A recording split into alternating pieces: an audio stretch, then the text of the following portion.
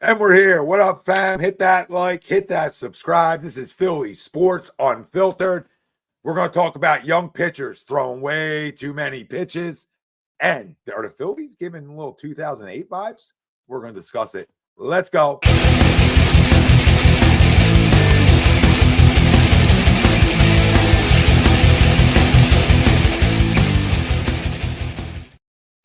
Welcome in, everybody. This is Philly Sports Unfiltered. That's Tony Cutillo. I'm Tom Arnone. Everybody out there, welcome in, welcome in, welcome in. Let's go over a lot of stuff tonight. Young pitchers throwing way too many pitches. Is it more pitches than ever before? What's the reason for arm injuries in youth sports? We're going to discuss that a little bit tonight. And the Philadelphia Phillies. It's their main topic at hand. The Phillies are given 2008 vibes. Right in our poll, which essentially says the same thing. The 2025 Phillies, the 2025, that's like ridiculous to say. The 2025 Phillies give off 2008 World Series vibes. Do you agree or disagree? Let us know. Facebook, YouTube, Twitter, that's where we're live. Everywhere you get your podcast, we're there as well. Hit the like, subscribe, follow, say it every show. Most importantly, join the conversation with us tonight. Let's muck it up a little bit. Tone, what do you say? A little 2008 vibes? I'll tell you, man, I'm feeling it. Like I, it's funny. I hit you with this morning. I'm actually surprised that the poll went the opposite way. More disagree than agree. But yeah, I think there's a lot of different things and a lot of similarities in 2008 that people are not saying. Now, I get the last game. You don't like to see Wheeler get mucked up. I get it. It happens. What are you going to do? But just look at the way this team is structured. And a lot of people might think I'm really going a little extreme here, but I look at just very simple. Look at a guy like Marchand, who looks like Carlos Ruiz reincarnated, right? Another guy that is all defense, no offense. Another guy that has the ability to make plays when he has to. Pitchers, you have Romano, who I was really high on. I know he started off strong. Now he's going strong again, throwing a ridiculous slider, kind of like Brad Lidge, right? Can we, Matt Strom should be able to play the Scott Air role as long as Matt Strom doesn't get a little overexposed like I think he's getting right now. And then Kyle Schwarber is single-handedly reincarnating like those Ryan Howard vibes in the middle of that lineup, man. Like I really feel it. And you think about it, the starting pitching in 2008, you had one pitcher, in Cole Hamels. And now you got five. Right? Like you legitimately got five. So I just think that the way this team is going, they're just like quietly going with the best record in baseball. And not to mention Trey Turner giving off those J-Roll leadoff vibes too. So there's a lot of similarities, I think, with this team that goes back to 2008. And I think that actually makes this team better than 2008, obviously. But I'll tell you, man, I can feel the magic, Tom. I can feel it. Well, you know what we like to do here. It's easy just to, agree it up. So I'll try to play the other side of it a little bit. All fantastic points and good comparisons for sure. I think I agree with Greg a little bit in terms of the bullpen. Probably not what 2008 is yet. True. Not sure how much we can trust it. The loss of Alvarado really hurts this lineup. Yeah, I think there's some similarities for sure. Right. I don't think they give me that vibe because that came out of nowhere. And what I mean by nowhere is it was the second year after making the playoffs. So you hope to make a jump, right? You hope to make a jump. I think this team more gives me the vibes of the team that had the great rotation. Now, not the same exit per se, but that vibe of, hey, we're dominant with our starting pitching and we can swing it. We can swing it. Our lineup's really good. Right? And we're just quietly having the best record in baseball. Those similarities I see more because that team was more seasoned. There were some additions. So this is weird because it's more of like, yeah, his core's been here for a while. But 2008, like I said, you get to the playoffs, you get your taste, and you expect they could jump next year and they go win a World Series. And then it was sort of like over, but not over. Right? They went to another World Series. They weren't able to win it. And they won 102 games one year. Right? So they just weren't able to close it again. This is different because They're just not able to close it yet, period. And they've been going for a while now. That's why the vibes are different, just because they've been going for so long. If this was like the second year of it, the comparisons are where you're saying is there's no lies. There's no lies in the comparison. So I agree and I agree to disagree, or disagree to agree. I don't know why my internet sucks. I don't know what is going on in my life. Yeah, man, you're like going back and forth. But no, listen, I will say this. I honestly I understand what you're saying, but maybe my question is a little misconstrued, right? So what you say is correct.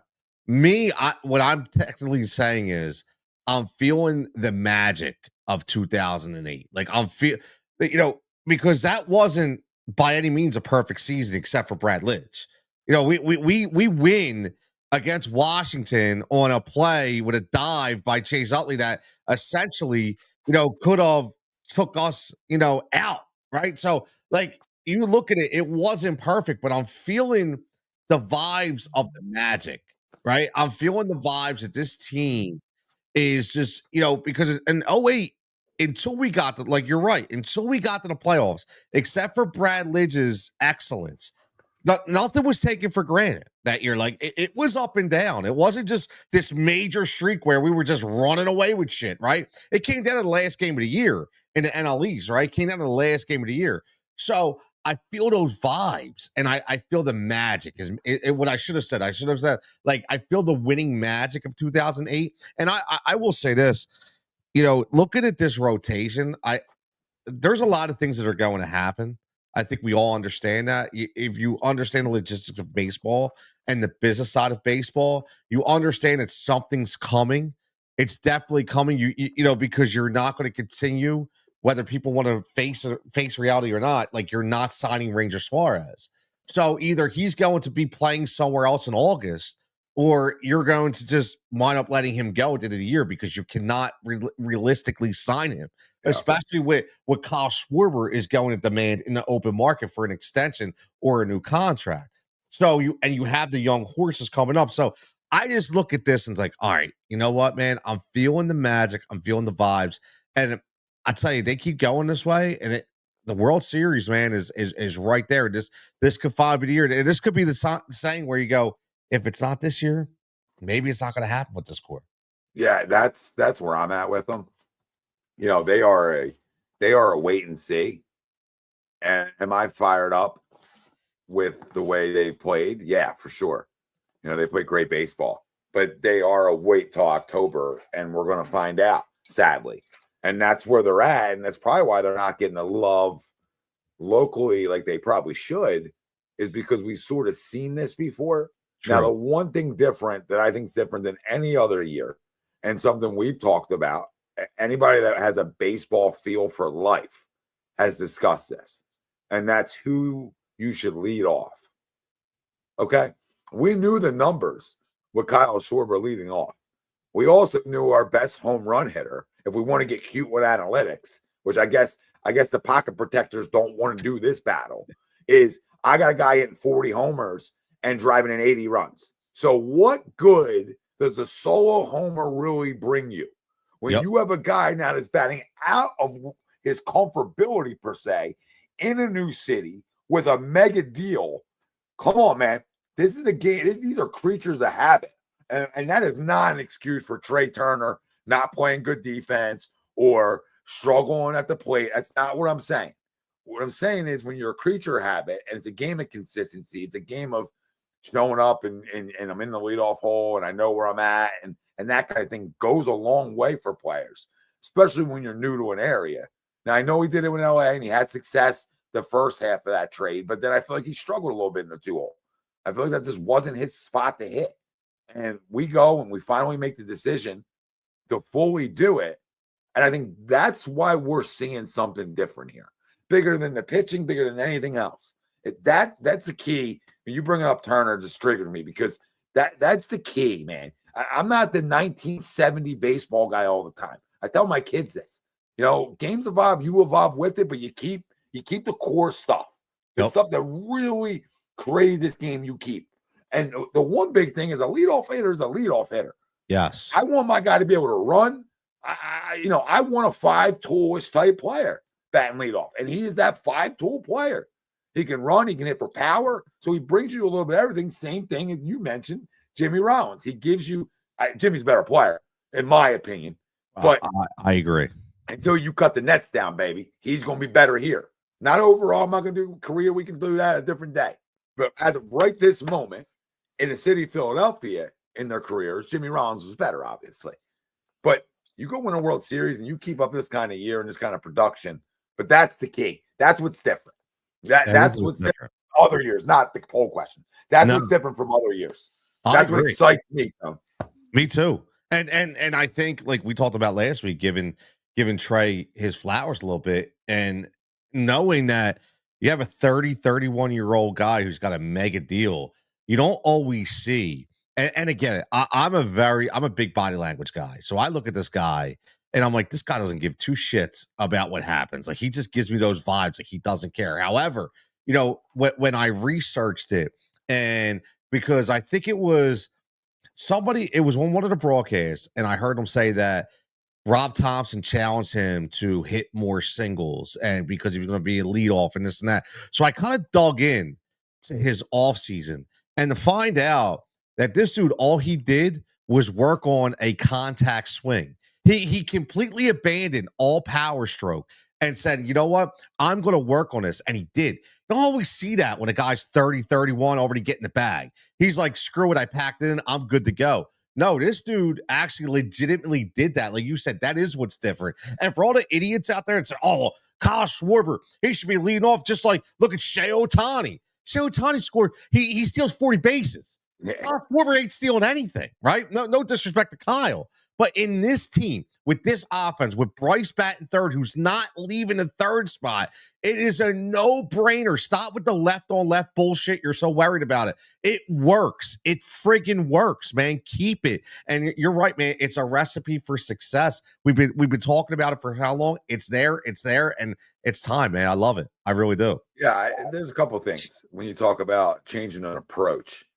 It's not as much about changing a swing; it's changing an approach. Yep. So when you talk about that, it's one, not trying to swing out of your shoes all the time, because that's what gets hitters in trouble.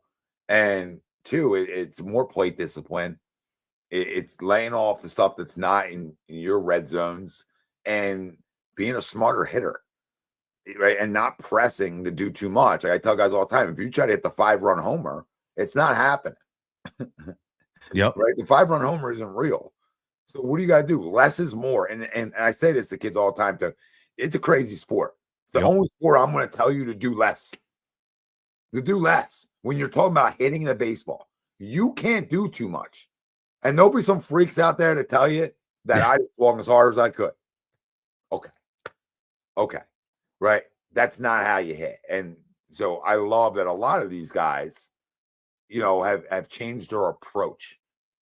And I don't know what their strikeout rate is and some of those things like I did earlier on in the year, but I would assume it's better than it was in gotta the past. Yep. It's gotta be. Yeah, I nailed it. Definitely changed an approach, and you can see it. And I saw Nick's going through some really good approaches too. And Bryce has been good. I just keep Bryce real. I don't know if Bryce has been great, but Bryce has been good. But can you be good and then be great in October when we need you to be great? I'm good. Yeah. Right. Exactly. I'm good. Be good all year, even though I demand MVP years from him, unlike other people in this city. And I think he would shake my hand for demanding that yearly, because I ain't asking for something crazy. He demands it of himself. Yeah. Like I tell this to people all the time. People say, you're a hater. I'm not a hater. I demand my best player to be my best player. Yes. Goodness gracious. Now, I just can't have you have a bad year. You just got to have a really good year. If you can have a really good year and then switch me in October, we're good. Think about it. That was like with the Sixers, not that, everybody, we demand it, and we should demand MVP type years from Joel Embiid. We shouldn't be worrying about who's going to pick up Joel Embiid. Well, no, nobody's supposed to pick him up. Like, he's supposed to be the guy. Like, Bryce Harper is the guy. He's the guy who makes it run. Now, I will say, and it's coming into fruition, I did some content before the season, and I specifically said that I think the key to this team is Kyle Schwarber, and just as being the consistent guy in the middle of that lineup, that I think he'll make this lineup go, and it's proven to come to fruition. But what you said about approach is so huge, because another thing, and I don't have the stats in front of me, but I know for a fact, I'm a nut, dude. I watch as many games as I can. Like, I love baseball. I love watching from the first inning to the ninth. I love everything about it. I love watching the pitcher's approach, the hitter's approach. I think I've seen more full counts pushed by this team this year than ever before. Like, they're getting the pitcher. The opposing pitcher's got 80 pitches in 4 innings because we're working counts. We're not chasing. And that goes unnoticed. People don't understand. It's a huge part of baseball. Huge part, right? We were doing that last year. Yeah, 08 was great at getting you to the bullpen too, and then mashing you to death. And this team never out of it, because they do run pitch counts up. But a lot of guys are having really good years. I mean, Trey Turner's having a really good year. Right, he's got 14 stolen bases, 303 average, still got 5 long balls in the mix, 9 doubles. I mean, you take this year in, year out. I mean, Schwarber's difference is 19 home runs would have been 22 RBIs. Now it's 41. So now you lead the team in RBIs time, right? Harper, I need more. I mean, 8 homers, 267 average, 13 doubles, really good number. I'm not worried about the homers numbers. I like doubles. I like better batting averages. I like gap-to-gap guys, and he's fine with that. Like, if he hits 30 homers and 35, 40 doubles, nobody's going to complain. But then you got to bat 285. Yes. Right? So there's levels to this stuff. Nicky's having a good year, 289, 4 bombs, pretty much 30 RBIs. Bomer's really come along, right? Struggled to start the season. He's up to 272 now. Right, 4 homers, 20 ribbies, 8 doubles. Still need more, but then the power numbers are down for this group as a whole. But in my opinion, averages are up and contact's up. It is. It really, and it shows as that much as it can be in modern day baseball. Sorry, right? And they put in time, right? They did put in time. That's one thing. We were all hammering Kevin Long. We're all hammering the hit coach, and they should change. They should have done this, done that, right? Yeah. Listen, man. Like you said, creatures of habit, right? There's only so much that you're going to get a 31-year-old baseball player to change. There's only so much, right? They have to want to do it. And, you can have the best coach in the world. Doesn't matter. They have to want to do it, right? I mean, look what's going on with Juan Soto. Yeah, right? You're spot on, Tony. Right? You're in my wheelhouse right now. You're you know. Like, you do it for a living. I can lead the horse to water, but how thirsty is he? There you go. Like, I got the water. I got the answers to the test. Yep. No, I don't got the answer to the test to say you're going to be a big leaguer, right? That's a whole nother level of craziness. But I got the answers to the test. You being a varsity baseball player and a legit player and a 4-year college player. I got those answers. How bad do you want them? Exactly. Like, when we do a lesson and you do it for 30 minutes, and I say, well, here, we're going to help you in 30 minutes, no question about it. But if you ain't opening up the damn toolbox and using the tools, then what's the point of me giving you the toolbox? Exactly. Why do you do 5 or 6 drills on the tee, Tom? Well, because I want them to know it, to take it home all the time. So you got it. When you talk about approaches, I need the player to believe in approaches. We talked about quality of bats with my 4 teams, right? I feel like the second I started calling it out and telling guys like, yo, you didn't walk, or this, or that. Like, so what do you guys want? I'll give prizes out to the top 3 guys in quality at bats at the end of the year. Who are they going to be? Immediately, guys started having better approaches. Guys started buying in to 2-strike approaches. Big leaguers, now you're talking about a whole nother level of craziness, because you're talking about, in my opinion, a lot of big leaguers, egomaniacs. Yes. And creatures of habit. This is what got me here. So when people talk about firing the hitting coach, you're out of your mind. Any great hitting coach is not going to take credit for your success, and it's sure as hell not going to take credit or take grenades for your failures. None of us are going to do that. I don't want credit for your success. You took the knowledge we gave you and you ran with it. It's you. Ain't one of the tools. Same with Turner. Same with half Yep. this lineup, right? So Yep. you nailed it. That's all I'm saying to you, Bay. No. You absolutely nailed it. And I love talking hitting. It's my favorite thing in the world to talk about. And it drives me crazy watching guys years past not have an approach when I'm sitting here at 265 on my couch and telling you that I can have a better approach than you had right there. Yep. That's a problem. It is a problem. Not as good as you, but can have a better approach. Like JT, watch JT. Tell me he don't leak the front hip every swing. So are you going to make the adjustment, JT? You don't watch enough goddamn film. I told you before, it's like the CIA and FBI in there. There's so much film to know and numbers to back it that you drive the ball better the opposite way. So why are you leaking inside? He is. When he first came here, and I love JT, right? And I love everything he's saying. We're gonna get to this question in a second. And I love to look at this from an approach standpoint. When he first came, I said, look, here's the problem, man. Like, I love JT, but that huge high leg kick, that open hit, that's not going to last. Like, that's shit you could do when you're 24. Well, right. But when you're 31, 30, that ain't going to happen, man. It ain't going to happen. And Philly JRB, listen, what's the point of the hitting coach then? And Tom can probably speak on this better than me, but my opinion is the point of the hitting coach is you're going to pick out little tweaks that may happen, right? That hitting coach could be like, all right, look, like, for instance, Bryce Harper. I'll tell you right now, Bryce Harper, everybody did film study on Bryce Harper and said, we're not giving Bryce fastballs. We're going to give him all junk, all speed pitches. So Kevin Long, what is his job as a hitting coach? It's to adjust his approach in order to hit that pitch. Doesn't mean that he's going to allow him to hit that pitch. What he's going to do is, listen, Bryce, this is what you're doing. I can't make Bryce lay off the freaking junk. I can't make Bryce not, be able to hit a changeup or a curveball. I can get him ready to do it. I'll give you this real fast. So I do PR for a living. So a lot of authors will come to me and say, hey, Tony, how can we get publicity around my book? I said, listen, I'm not going to sell your book. What I'm going to do is I'm going to sell you. Okay. What you're going to do when I sell you, now you're going to take what I was able to sell and you're going to sell your book. I can't sell your book. So this hitting coach is going to give you the tools and the notes in order to go up there. But listen, at the end of the day, it's all going to be up to the hitter. But that hitting coach is important to give him those little tidbits of information in order to make him go next level. That's the way I look at a hitting coach. Yeah, I look at it a couple ways. Yeah, the biggest thing I believe that the hitting coach does to help you is the mind, the brain. Mindset. I can't preach enough. I could probably make millions of dollars just off of talking to hitters and not even taking a swing. Right. I gotta use an example. I got a varsity guy, really good player, first team all Olympic.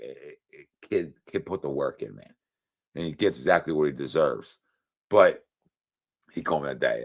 Coach, struggling. Can I get in? I said, no, I'm not in, but I got a guy for you. And the guy I gave him, I knew, he just got done playing. So he's had his ebb and flows, rightfully so. But I knew what this lesson was going to be about. This lesson wasn't about your physical abilities, babe. This wasn't about that. I laugh about it because it's you get to a point where you can laugh about it. It's not about physical. It's about here. This game's always been 90% mental, 10% physical, unless you're a traffic cone. Right? It's what it is. So if I can get you to believe, if I can get you out of slumps quicker, if I can get you out of your head quicker, that's the biggest thing I think hitting coaches are there to do. And then twofold information, like you mentioned, information is key. And then like you see something, like I would be a little squatting down with JT in the locker room, like, yo, you're leaking. Now, again, I led you to the water. You're elite. You've been elite at everything you've done in your life. This is where the pro level gets hard. Like that dude's been elite at anything he's played. Yep. So now you're telling a guy like, yo, it's not working. It's not working. It's hard. Think about that. Because now the brain says this isn't. I'm great. I can play every day. I can do that. I can do this. This is what I do. This is what I'm comfortable doing. The hardest thing is making you got to get uncomfortable to get comfortable again sometimes. Yep. So I could do it. You could do a 10-hour show. Oh man, off the head. Like Charlie Manuel. It's hitting season, boys. It's hitting season. Nah, I mean I feel like it's fall. We're still in the fall. This is real life. I can't believe it. I know. Yo, look like Philly. Yep. There's a business out there. It's already there, right? Of mental the mental side for athletes. There's a reason why every team has a sports psychologist. Yeah. It's a great job. It's a job I would love to do. That's a great job. I feel like I clean you up in 5 seconds. Yeah. Because in baseball, I tell younger guys like, yo, what? I give them a couple snares. Why'd you start playing? Oh, because it was fun. Okay. When you go play wiffle balls with your boys, are you stressed? Or do you think your shit don't stink? I'm going to tell you what I know it is. And you mash it. You feel great, right? So why all of a sudden when we lace it up on game day is all this pressure coming from? You play because it's fun and you love it. You're playing with your boys. Go play wiffle ball. Yep. Go play double or nothing. Simple, man. Why are we changing why we're doing this? Because of all the outside pressure that is not there. Sometimes. Yep. No, you're right. It's like when I would tell my boys all the time, like when we would lose a big game, I'd say, they're harping on it. And that's good, man. I get it. And I'm just like, guys, listen, I understand, but guess what? You know what you're going to go home to do tonight? Same thing you did last night. You're going to go play Xbox. You're going to get on Snapchat. You're going to do the same thing. Like, get the mind right. You're going to come back and play again tomorrow, man. Like, let's just move on, man. Let's move on. Look at my man, Pete. Shout out pushing 20 to life there, but I'm on 25, Pete. 25 to life, baby. Happy anniversary, PE. Absolutely, happy anniversary, man. Pete. Woo. I don't know how she did it either. I'm on 9. I mean, I don't know how that happened. Like 14 together. So think about that, man. It's crazy. Like, where'd that go? Right. That's how I just had mine this month. 23. I'm sorry, 23, but 27 to get like damn, almost 30 years. So Elena, show it to him. It's everything's archived. Go rip the clip. You broadcast it. Put it on the big board somewhere. This is Real Talk 101. This stuff is, we make something that's simple hard. Yep. It's hard to do, but the process to do it is very basic. But we got jabroni after jabroni that wants to teach something that's been taught a certain way forever, wants to say, this is where I'll drop the mic on it. We're talking about exit velocity. That's all I hear. Okay. Exit velo. So I say this here all the time. This is the baseball. So I got baseball with me. I think I do. Okay. Look at this. Prepared. All right. So this is the baseball. If I hit it here, is that the hardest exit velo I'm going to get? If I hit it here, is that what it is? If I hit that damn thing there, hit the trademark, baby. Is that going to give me the most exit velo? And kids look at me like, yeah. I said, so do you know what launch really means? I don't think anybody knows what launch angle really means. The more I catch a baseball out here in front of me, the higher it goes. I don't want to get under it. Right. So we could do that. This is fun. This is a fun. No, listen, I love it, man. I'm gonna have to get you. I have to bring you some hitting lessons on my youth sports pod one day. It's awesome. It's awesome youth sports lessons, man. I'm digging it, man. I like it. I do. It makes sense. Like it's simple. Does. Like hitting's real versus feel, right? Like hitting's what's really happens versus what you want to feel. Yeah. Right. So everybody has a barrel drop in their swing. It's a natural progression of your swing, as you can see. But I don't want to overfeel that because I start getting here. So when you talk about all the great ones, The feel is here. It's here. It's a downward motion to get that barrel drop and to get as level through the zone as you can get. Like the great thing about hitting down on the baseball to create backspin and finish high. So why are we changing what guys are literally, the Will Clarks of the world, the Barry Bonds of the world, the Christian Yelichs of the world, great hitters are all saying the same damn thing because it's what really happens was what you want to feel. Now hitters today are, let me drop this. Let me try to launch that from here. And that's where strikeout rates go way up because I'm never going to catch up to anything here ever again. I'm a knee-high fastball, the belt high, and that's where I am. And you're losing. Like, I'm not even a hitting coach, right? And when I started coaching softball is completely different than baseball. And so I learned. But when you're dropping to go up, you're losing half your power anyway. Like, you mentioned Will Clark. I love Will to throw, man. If we can get Will on this show, he is an absolute he can't stand launch angle. He can't. No. I thought I was bad. Will he hates it. Ripping everybody. But you know what it is, Tom? It goes to what, and I'll go into it now. It's, we always do it, whether it be me and you or me or whatever, in an unfiltered take of the week. And it brings me right to that because what's going on is, again, people are listening to people who have no friggin' clue, all because whether maybe they're a little more entertaining, or maybe, they have a bigger follower count, or they have a bigger, a like machine on it, my unfiltered take is this is what happens in society now. Like, I'm looking at Hall of Fame guy and Jason Starr, Hall of Fame guy, putting out gold. Like, he's on Twitter and he's putting out gold. And I'm looking like, wow, man, like he probably took him a month to come up with this tweet. Statistics and all this stuff. It's gold. To me and you, it's like an encyclopedia.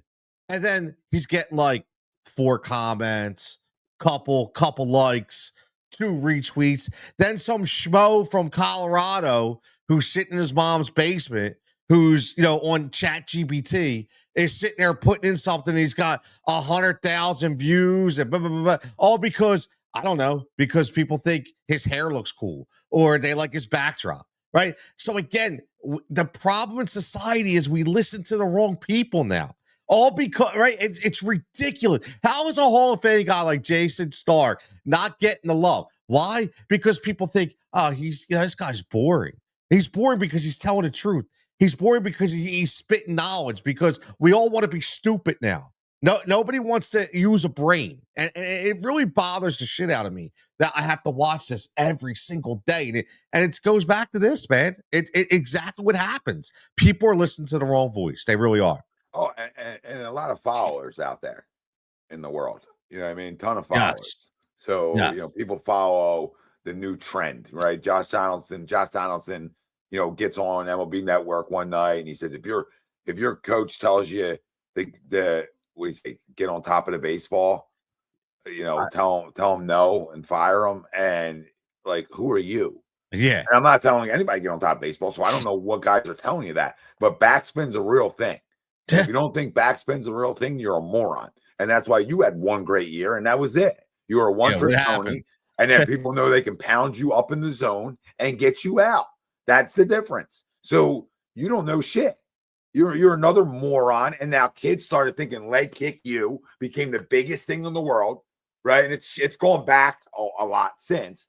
But leg kick you was big, and that was a trend, and it just trended to trend. Even travel organizations like, oh, where's the trend? Where's the next hot thing, right? And everybody knows it's too much, man. It's too much recreating. It's a recreation. That's what everybody's trying to do.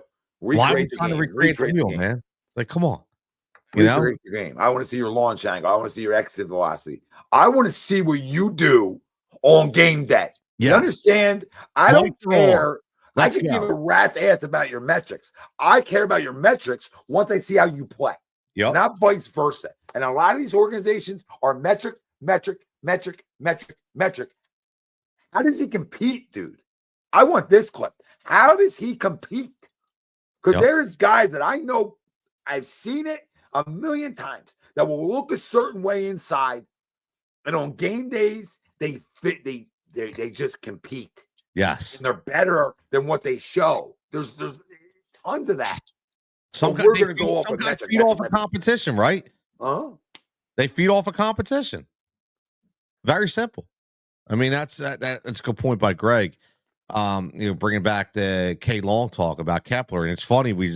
I was talking about this. I know we talked about before, but I said, there's a lot of Cody Clemenses in the world and this and that, but and it's great pull by him finding something to swing, and that's what the pitch coach is for. But I can't stop to think, right? If just hypothetically, they're both lefties, right? So you can't give me we wanted Max Kepler because he's a lefty. Okay, well, so is Cody Clemens.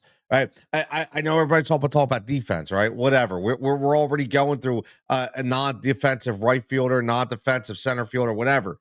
But if you were able to take that $10 million at the beginning of the year and put that to better use to maybe the bullpen, you'd still have Jeff Hoffman. But instead, you decide to go out and sign Max Kepler when essentially you could have had the same player minus the defensive capabilities in Cody Clemens. Now, I know we all might not agree on that, but I still look at it and say, I don't think it's a huge upgrade. I don't, especially when you lost so much in the bullpen that right now you can absolutely use. So I do look at that specifically.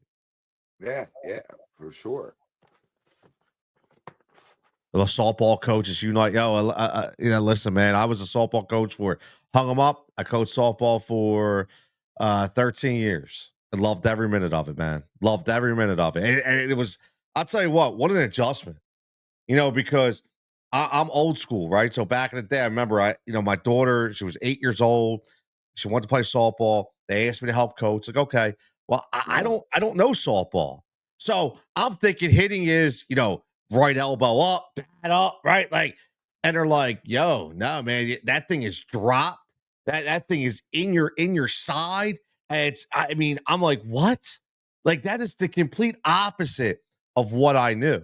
So I will say this, and I think this will segue into our youth sports debate, is I remember watching some of these girls when we talk about pitching, not hitting, but the pitching is electric. To watch a girl have to throw a screwball or a drop, how much work goes into them trying to throw that specific pitch is absolutely it's insane. It's so much work. So when you're watching this, these NCAA tournaments, and you're watching these Alabamas, these huge SEC teams, and you're watching these girls flying off the mound, I'll tell you what, man, that is some skill. And we're talking about our youth pitchers. Are they throwing too many pitches?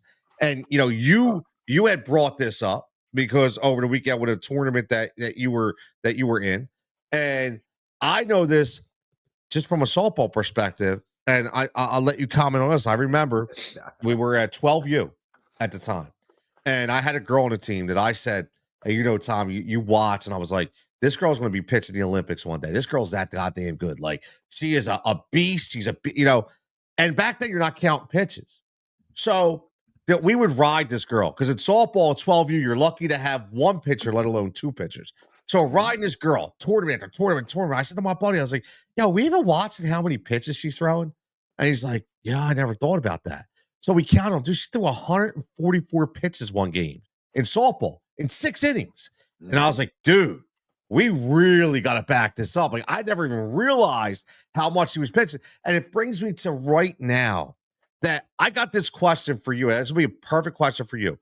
Why are there zero parameters right now in youth sports? These kids will pitch, their arm falls off.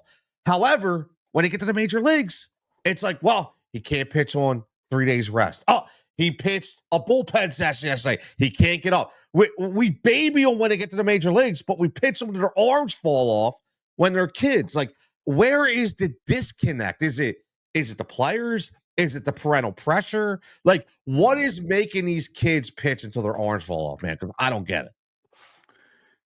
There's a couple things with this. A lot of tournaments have their rules. Yep. with pitch counts. There's factors that come into this when you talk about like UCL. We'll just talk about UCL injuries. Yep. Okay, there's a lot of different factors. Some of it's not overuse. Some of it's growth. I think a lot of kids are growing too fast. UCL injuries that I've seen have been from kids that sprouted really quick and they threw heavy baseballs. So it's not even the off speeds, it's the fastball. The UCL can't keep up with it. Okay. So I think a little bit's that, and then a little bit's I don't want to say overuse of it in some aspects, but it's year round. That's true. So it becomes a toll. And we think about how when we were growing up, how pitchers were handled, right? You would run poles, right? You would really focus on your core and your lower half, and you would use it more. So there's a lot of ways to look at, like Tom House and Mitch Williams talk about, do you walk every day? Well, you should throw every day, not pitch every day, but you should throw every day. I think there's a lot of truth to that. I think the arm care, but then there's abuse and there's neglect and there's trophy chasers and people aren't in it for the right reasons. You think somebody's in it the right reason for your kid, but they're not. So I'm just going to call this how I see this tonight. When you're talking about, and I'll just call their name out because I do not care. So when you talk about top dog ghost, okay, I'm just going to tell you that coach doesn't give a rat's ass about arguably the number one ranked player in the state of New Jersey. Now, I'm not going to mention a kid's name because that's not fair, but I will mention the organization. So you're talking about arguably the number one player in the state of New Jersey who was a varsity player who pitched on goddamn Saturday. I don't care if he threw 20 pitches. I don't care if he threw 15. Your season is not over yet. You should not be the starting pitcher for a championship game that you will probably win anyway. Where's the accountability? Well, I'll tell you, parents don't care. Nope. They think if they say something, or let me show off, let me show it off, let me show them off. Well, okay. I'm not saying anything's going to happen to a kid. I don't know, right? But there's only so many bullets in that chamber. And I've always said this to people. It is develop at all costs. Yes. I won something playing. I didn't win a World Series or anything like that, but I won a state title. Like, I'm not in it for the wrong reasons like a lot of these people, and I don't deserve a reward for it. That's how it should be. I ain't the Pope. Like, oh, he's perfect. Nobody's perfect. But we got to care about these kids. I've had 2 UCL injuries around me. So it's not bulletproof. And I can literally sit here and be okay with it because I didn't abuse either one of them. So there's a lot of factors on why this happens. It's not clear cut. No, it's not. And you bring up some points I never even thought about, right? And which is great. But I know like Greg's in this all about those trophies, and it is a lot of it's trophy chasing. Let's call it what it is, man. A lot of it is trophy chasing. I talk about it. Cheap Pop, Fighting for Overtime podcast, a youth sports pod that I've run, and I've had a lot of coaching. I've coached for over 20 years. And I've looked at a lot of these experiences. A lot of it's self-reflection. And I've talked to a lot of great people and a lot of great minds and a lot of great baseball people. And one thing you said was about, it's like when we grew up, we didn't have fall ball. We didn't have indoor training, man. We went out and we played for 3 months, 4 months, whatever it was, and we were done until the next year. And now these kids, fall ball started to resurrect. It was like, all right, we're going to play fall ball. That turned into just kind of like a workout league to know. Now it's hardcore trophy chasing, right? And then it was like, well, what about the off season? Oh, we got to train. Okay, you need to train, which is fine. I get it. I understand that. But my thing is, did anybody ever think about the overuse of the arm that went from 3 to 4 months to now 11 to 12 months? When does this kid ever get a break? He never gets a break. This never gets a break. I watched one of my good buddies whose kid just graduated, played fantastic in college ball.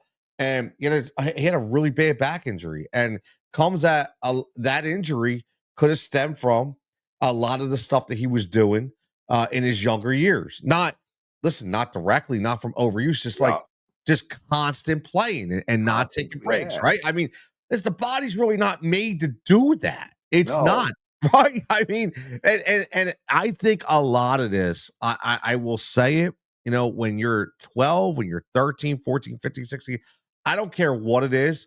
I don't care how professional your kid is, how mature your kid is. You still got to be a freaking parent.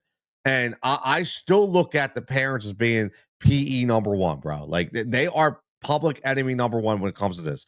You have to do what's in the best interest of your friggin' kid. I don't care what the coach is telling you, the trainer's telling you. At the end of the day, that is your kid and your responsibility.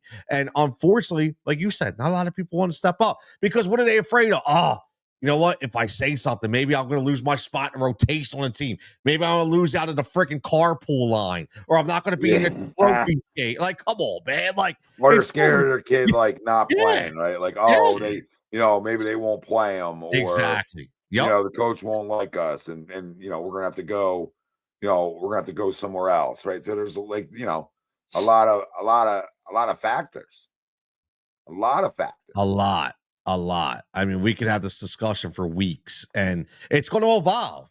That's the best thing about it. This discussion will continue to evolve because the best part is, there will be studies done, and there already are studies done about ACL injuries and things of that nature. So there's going to be studies done to see, some of this stuff does affect.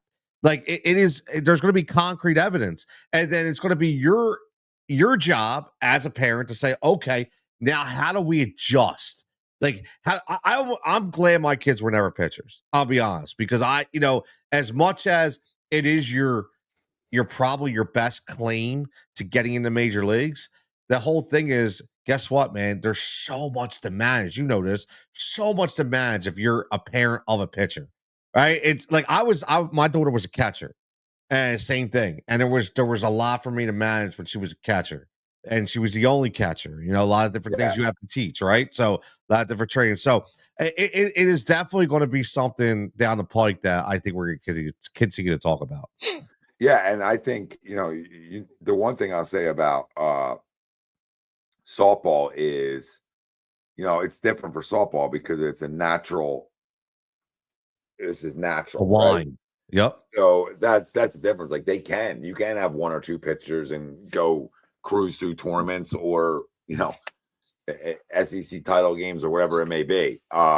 With baseball, it's just not natural. It's not a natural movement. But I think the biggest thing is really just how many pitches are thrown throughout the year. So like when you have high school guys, you got to be careful, especially their varsity arms, and they come out of their season. They obviously have to throw in the summer, a little less wear and tear on them. I try to keep guys 80, 90 in the summer. If you're cruising, it's your game, and maybe I'll let you get up there at the end of the summer to 95 one day, or worst case give you maybe 100 if you're in 7 innings, right? Like maybe, but it's all how many stressful innings did you have, right? A lot of factors go into just watching what you're watching and making an educated decision on how he looks. Is he laboring? But you got people that aren't pitching guys or know nothing about pitching that can't identify it. The big thing I always bring with me, always have had and try to have is a pitching guy with me consistently. Not that I don't know, because I do, but I like to have the other set of eyes too. I think it's important. But a lot of these places don't do that. They don't care. And then you go in the fall ball, you're going to be throwing 80 pitches in the fall for what? Yep. For what? That's a 40, 50 pitch start, guys. That's what that has to be. And you have to limit it here. But there's so much. And then I want to go guest play for this organization or guest play for this organization. I have one rule. I have the biggest rule there is in travel baseball. I own your arm when you're here. When you play for us, I own your arm that summer. I don't own you as a player. I own your arm to protect you. You have to allow us to own your arm to protect you. If you don't get that, then you don't get it. Dude. You think, oh, these guys are animals. What are you talking about? I care about you. Yep. I want to make sure that you're healthy moving forward or give you the best opportunity. Does that mean that's 100%? that rate's 100%? No, it's not. It's not 100%. You're going to be healthy rate. But that's some of the problems, Tone. And I'm in the I business to agree. say, like, I hey, agree. when you're younger, I can't, don't clip this, but like when you're younger, it's like, why are you need to play in the fall too? You need to go pitch in the fall. You don't got other sports. Nope. I'm an advocate of the other sports. Me too. Like a lot of 100%. people at the younger ages. So I mean, people are like, well, he's got hockey or he's got this, and I'm like, dude, you'll get a discounted rate if you want to play, but we don't expect you to be here all the time. Right. When you're here, you're here. Like guys in the winter, like I got basketball, coach. What am I going to do? You're going to go to basketball. Like I don't know what to tell you. It's basketball season. Like it's not baseball season. I love that. I love that. And I, you know why I love that? Because I had the same rule. It's funny. That's why, like, I coached my soccer kids when I coached them. Started them at 8 years old. I went to 17, and I had a 90% retention rate for those kids. I kept the team together. And the one thing I preach to those kids all the time: listen, fall is soccer season. Like that is the main soccer season's the fall. It starts at Labor Day weekend and it runs December. And guess what? In the spring, what's number one? It's baseball. So my thing is, you go to baseball. If you can make soccer, that's fine. But in the spring, soccer ain't competitive. Soccer, you're just playing. So no, I want you to play multiple sports. I just want you to prioritize what the sport is within season. Yeah. And they loved it. And the parents are like, we can't find anybody else. Everybody else is like, nope. If it's baseball, it's 100% baseball. That's how you lose kids, man. That's how you lose kids. I couldn't agree more. And I wish more people and more parents actually took that and was like, oh, this is different. Yeah. Like I got kids. I know organizations that'll bench it or they won't even take it. Oh, you're being honest and telling me what you have, and you're saying you still want to figure out a way to play. I'm going to give you the opportunity to figure out a way to play. Hell yeah, man. What are we doing? Like, the guy wants to play. It's their money. If he's my 12 and I still got 11 there, I'm okay. Exactly. I'm not taking a spot from somebody else. If he can make half the stuff, why am I gonna hurt him of that opportunity? Because this is a kid that wants to be a full-time guy in the spring, hypothetical, right? So, like, why then you got to give him the opportunity. Yep. But you have to be understanding. I have another hockey player who played for my team, and when he missed, he missed. Like, it was hockey season. And he was always apologetic. And I'm like, I don't know why you keep saying you're sorry. Yeah, exactly. I've told you 25 times. Go ahead. I don't know how many more times I got to tell you. But these are great conversations. I love these talks. It's different, man. Yeah. You don't get this on WIP. You don't get this on a Fanatic. You don't get this, man. I will expose people. Like, I already exposed one organization, and I'll expose the rest. This is what we're going to start doing. Like, the Unfiltered is, I'm going to start not only exposing media companies, I'll start exposing all travel organizations too that do it the wrong way. Yep. Do it the wrong way. You're selling people on lies, man. You're selling people on lies. Oh, you got to go play a national circuit to get recruited. No, you don't. No, you do not. No, you do not. So it is a money grab, man. Like, or you go under this umbrella. I'll use one organization. You go under this umbrella, and they got like this sub team. It's too many teams. It's like, I play under this umbrella, so I'm gonna maybe get a chance to go play for their scout team and their national team. No, you won't. And listen, if you are good enough, if you are that good, I can promise this to any player. I say this to guys, and some believe me and some don't, and that's on you. But if you are that good, you think they ain't gonna find you, bro? This is social media is a monster. For you make a highlight reel, you send it whoever you want. They're going to find you. They're going to watch you. If anybody says that organizationally that we're going to get you recruited, it's right. Yeah. You know what? You know what we pride ourselves in? The D1 guy is the D1 guy. God damn it. Is that D3 guy that needs to find a home. Yes. They're the guys you got to work for. Yep. Now, that doesn't mean you don't work for your D1 guys. Of course, you got to put work in for them too. But their natural freaking ability, it shows itself, or their resume, or whatever it may be. Yep. That's 100%, man. I'll end on this. I'll tell you a great story about this that you'll like. I know more about soccer than baseball, only because that's what I coached, right? So there's a organization, and again, I expose them all. My pot, like I got no skin in the game anymore. Like I got stories that will make people's hips shake, right? So at the end of the day, there's an organization called the Yukis, and the Yukis is this huge soccer organization, and same thing. They have all these teams, and the great team, and each team is a different price point. And the A team's going to go to Brazil, but the B team, they're only going to go to Ireland, and you might not get seen by as many people in Ireland. It's all a bunch of fucking scam. Okay, that's what it is. At the end of the day, so I'll never forget. So I had this girl, one of my assistant coach, his daughter was amazing and a great kid, really good talent. And she was torn for a couple years because she played in the community that we played on a travel club, wasn't elite, okay, but was a competitive travel club. Won cups, won state championships, but wasn't the upper echelon like the Yukis. So long story short, she decided, she was like, look, I know what people are trying to tell me, and shout out to her dad who didn't make her, didn't force her in any decision, allowed her to make up her mind. And she said, I'm going to stay here because I love my friends, I love my coaches, and we're competitive.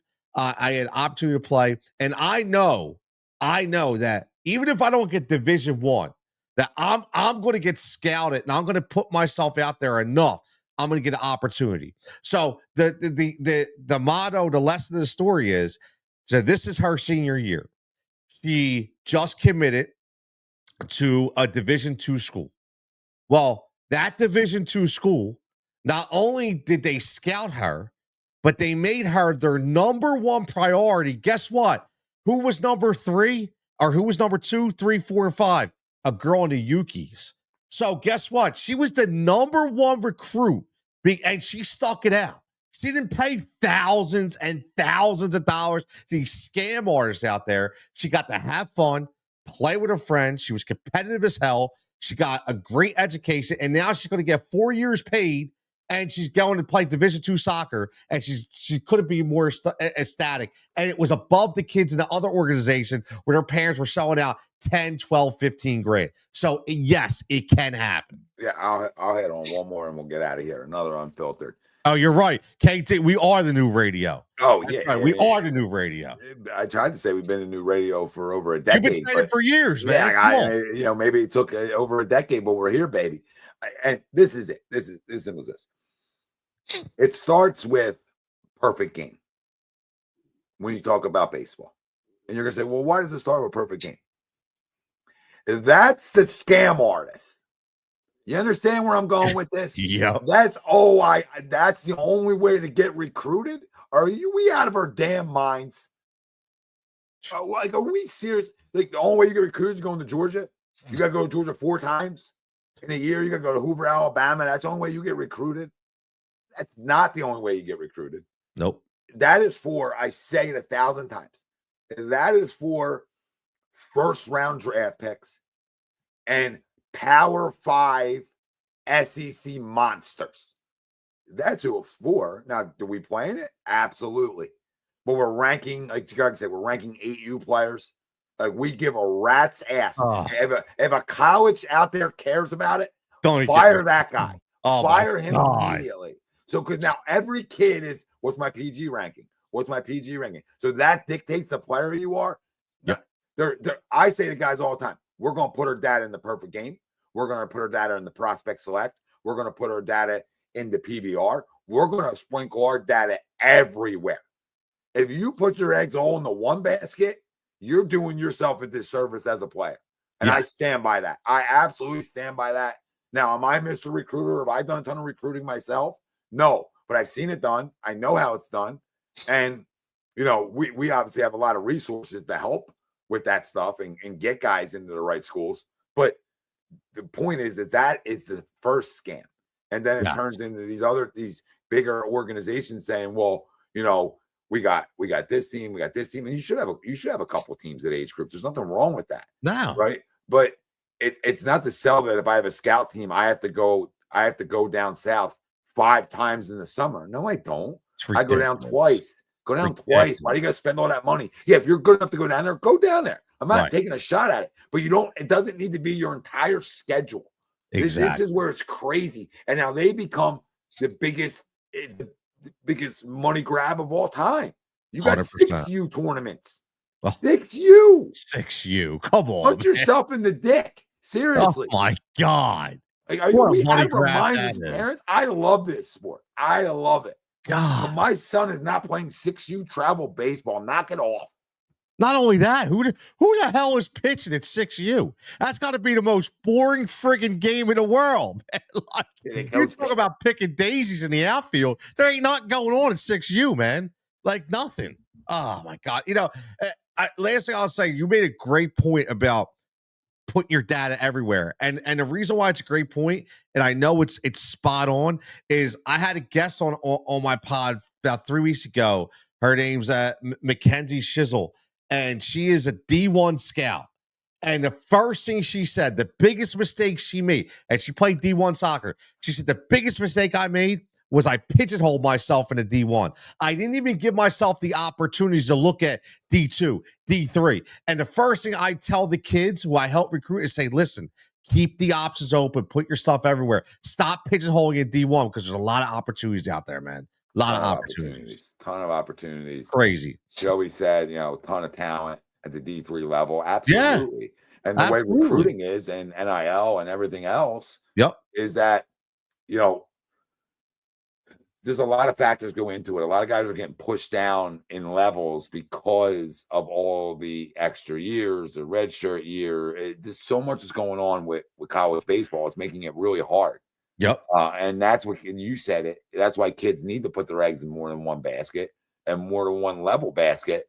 And, not poo-poo to D3 level. I don't know why that's ever poo-poo. I laugh at that. That's comical to me. You're going to poo-poo to JUCO level? No. Oh.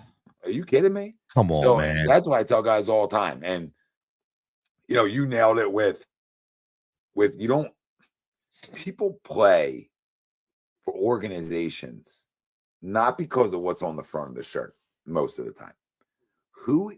This is what they should. Who is my coach? Yep. Coaches matter. That's 100%. That's the end of this conversation. Coaching in every sport matters. Who is my coach? And then I make a decision off of if I want to play here. So yes, do I need a good organization? Of course, right? And structure and all those things, right? But the final piece comes down to who's developing my kid. Coaching matters. That here's a good segue for next week. How about we talk about if we could pick the sport, and we talk about if we had one coach we would want to play for. If we had a chance to go back in time and say, you know what, I want to start out as an 8U player, whether it be basketball, football, soccer, baseball, whatever. Who was the one coach you would want to lead? If he could stay with you for the next 10 years, who would that guy be? I think that could be an interesting conversation. It can be. And yeah, the division doesn't matter. Elena's right. Your top 10% playing a college sport. Find your home. Do not get distracted by the number. Love it. No, and the number can go up. That's the world we live in college baseball. Just be careful with that first. That D that definitely does matter. You know what I mean? To say it. It's a D. It matters. Thank you, ask. Yeah. Am I really last? I think just to drive this home is so much. There's organizations out there that believe that the only way you get better is on your own, and you don't get better by coaching and teaching. And I have a major issue with that. Like, you got AI teaching them? Like, they're 14 or 15 or 16-year-old kids. Even my 17-year-olds, they need guidance. They need technique at times. They need help.